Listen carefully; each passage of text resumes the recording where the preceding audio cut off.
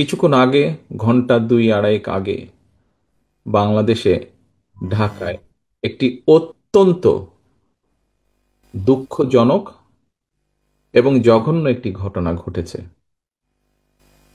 ইনকালাব মঞ্চের নেতা জনাব ওসমান হাদি, তাকে গুলি করা হয়েছে, তার উপরে গুলিবর্ষণ করা হয়েছে। আমরা কিছুদিন আগে দেখেছি চট্টগ্রামে একইভাবে আমাদের আরেক প্রার্থীকে গুলি করা হয়েছিল। প্রিয় ভাই বোনেরা, প্রথমেই আমি এই ঘটনার জন্য তীব্র ঘৃণা এবং প্রতিবাদ জানাচ্ছি।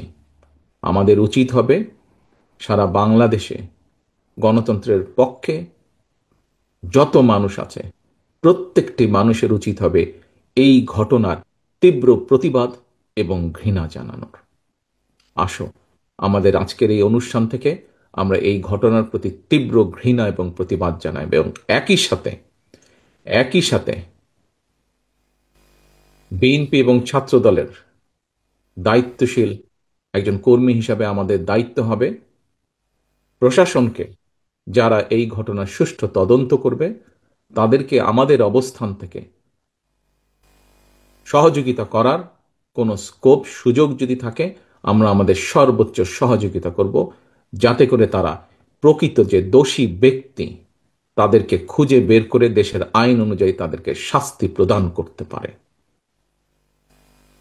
প্রিয় ভাই বোনেরা, দেশ একটা অত্যন্ত সংকটের ভিতর দিয়ে যাচ্ছে। আমরা দেখেছি গত এক বছরে বিভিন্ন সময় বিভিন্ন ব্যক্তি, বিভিন্ন সংগঠনের সদস্যরা হুমকি দিয়েছে প্রকাশ্যে যে প্রত্যাশিত নির্বাচন আগামী ফেব্রুয়ারি মাসে, সে নির্বাচনকে তারা হতে দেবে না, বাধাগ্রস্ত করবে। প্রকাশ্যে হুমকি দিয়েছে। একটি দল, গোষ্ঠী বা কিছু ব্যক্তি এই দেশকে, দেশের মানুষের শান্তি, স্থিতিশীলতা বিনষ্টের জন্য উঠে পড়ে লেগেছে। এবং এই কারণেই বাংলাদেশ জাতীয়তাবাদী দল এবং একই সাথে যারা বাংলাদেশের অস্তিত্বে, স্বাধীনতা, সার্বভৌমত্বে বিশ্বাস করেন, দল ছোট বড় বিষয় না, যারা বাংলাদেশী জাতীয়তাবাদের অস্তিত্বে, বাংলাদেশের অস্তিত্বে বিশ্বাস করে, সবার আগে বাংলাদেশ, এই নীতিতে যারা বিশ্বাস করে, আমাদের প্রত্যেকটি দল, প্রত্যেকটি নেতা, প্রত্যেকটি কর্মী, প্রত্যেকটি মানুষকে আজ অতীতের যে কোনো সময় থেকে সবচাইতে বেশি ঐক্যবদ্ধ হতে হবে।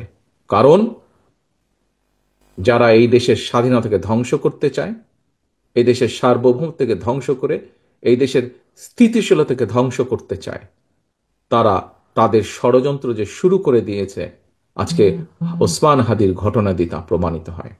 আমরা বিভ্রান্তি ছড়ানো থেকে প্রত্যেককে বিরত থাকতে হবে। কেউ যাতে কোনো বিভ্রান্তি ছড়ানোর সুযোগ না পায়, সেই ব্যাপারে আমাদেরকে সচেতন থাকতে হবে।